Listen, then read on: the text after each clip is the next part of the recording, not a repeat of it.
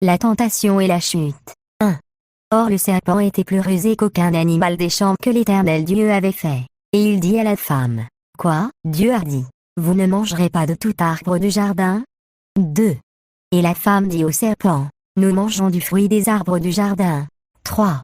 Mais du fruit de l'arbre qui est au milieu du jardin, Dieu a dit, « Vous n'en mangerez point, et vous n'y toucherez point, de peur que vous ne mouriez. » 4. Et le serpent dit à la femme, « Vous ne mourrez point certainement. » 5. Car Dieu sait qu'au jour où vous en mangerez vos yeux seront ouverts, et vous serez comme Dieu, connaissant le bien et le mal. 6. Et la femme vit que l'arbre était bon à manger, et qu'il était un plaisir pour les yeux, et que l'arbre était désirable pour rendre intelligent. Et elle prit de son fruit et en mangea. Et elle en donna aussi à son mari pour qu'il en mangeât avec elle, et il en mangea. 7. Et les yeux de tous deux furent ouverts, et ils connurent qu'ils étaient nus. Et ils cousirent ensemble des feuilles de figuier et s'en firent des ceintures. 8. Et ils entendirent la voix de l'Éternel Dieu qui se promenait dans le jardin au frais du jour. Et l'homme et sa femme se cachèrent de devant l'Éternel Dieu, au milieu des arbres du jardin. 9.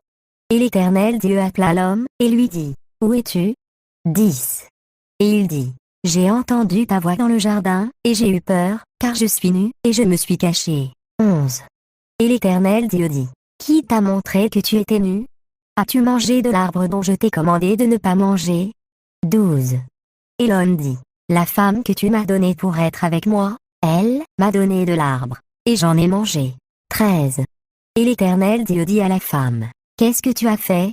Et la femme dit, « Le serpent m'a séduite, et j'en ai mangé. » 14. Et l'Éternel Dieu dit au serpent, « Parce que tu as fait cela, tu es maudit par-dessus tout le bétail et par-dessus toutes les bêtes des champs. Tu marcheras sur ton ventre, et tu mangeras la poussière tous les jours de ta vie. » 15. Et je mettrai inimitié entre toi et la femme, et entre ta semence et sa semence. Elle te brisera la tête, et toi tu lui briseras le talon. 16.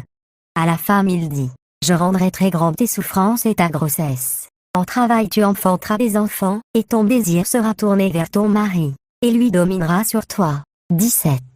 Et à Adam il dit, « Parce que tu as écouté la voix de ta femme et que tu as mangé de l'arbre au sujet duquel je t'ai commandé, disant, tu n'en mangeras pas, maudit est le sol à cause de toi. Tu en mangeras en travaillant péniblement tous les jours de ta vie. » 18. Et il te fera germer des épines et des ronces, et tu mangeras l'herbe des champs. 19.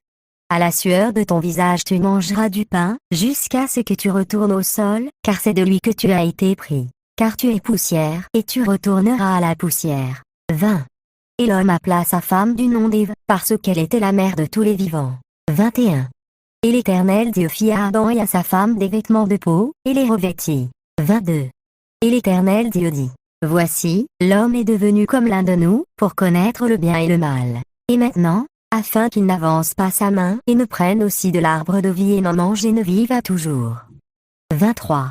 Et l'Éternel Dieu le mit hors du jardin d'Éden, pour labourer le sol, d'où il avait été pris.